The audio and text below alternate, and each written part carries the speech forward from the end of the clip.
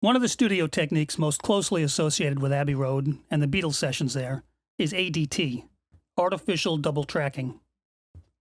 Most of you are probably familiar with the idea of doubling, where a player or singer records the same part twice, and the two takes are mixed together.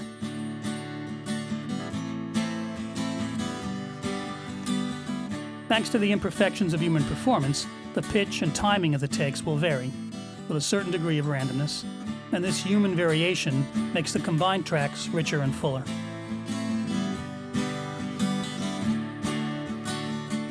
The result can sound like anything from a subtle tonal variation to an obvious second performance, and this musical technique has been in use since long before recorded music.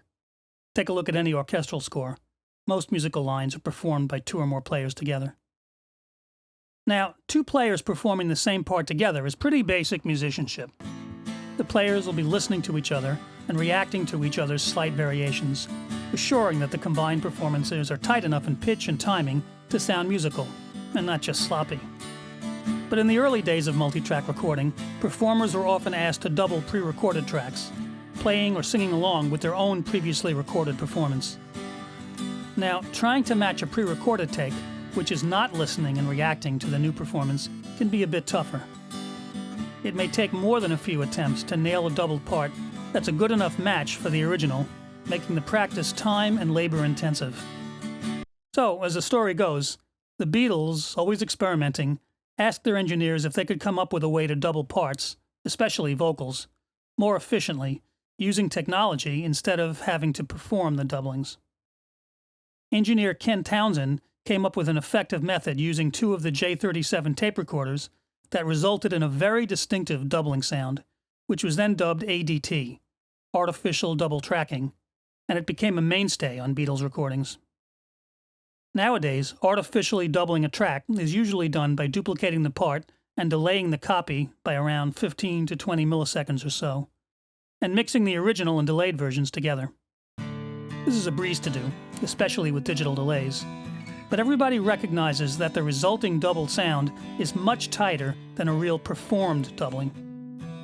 Sometimes this unnaturally tight, slick effect is just what you'd want, but a lot of the time, the looser, more natural, more human sound of real doubling is preferable, with its pitch variations in addition to timing variations, and the slightly random inconsistencies that are a part of every musical performance, no matter how skilled the performer is.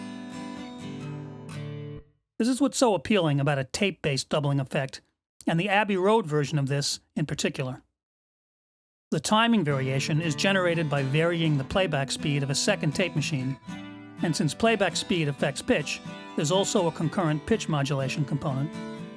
And in Abbey Road's approach, this was controlled by a person in real time, lending a degree of natural human randomness to the end result. All of this contributed to an ADT effect that was somewhat unique, ranging from a highly naturalistic doubling quality to strong, distinctive special effects like flanging and phasing. That particular quality, that makes the Abbey Road ADT effect so distinctive, is what Waves set out to capture in the real ADT plugin, and they did a really good job of it. All of the effects you can get with this plugin can be generated easily with any software, but they won't have that specific sound, that extra warmth and edge from the tape simulations, along with the unique variations that come as a result of the particular process employed to create the effects.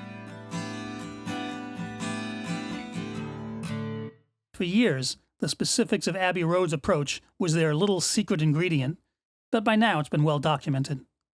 In the next chapter, I'll go over that approach, which is recreated here, and then we'll take a detailed look at the controls and the operation of the real ADT plugin.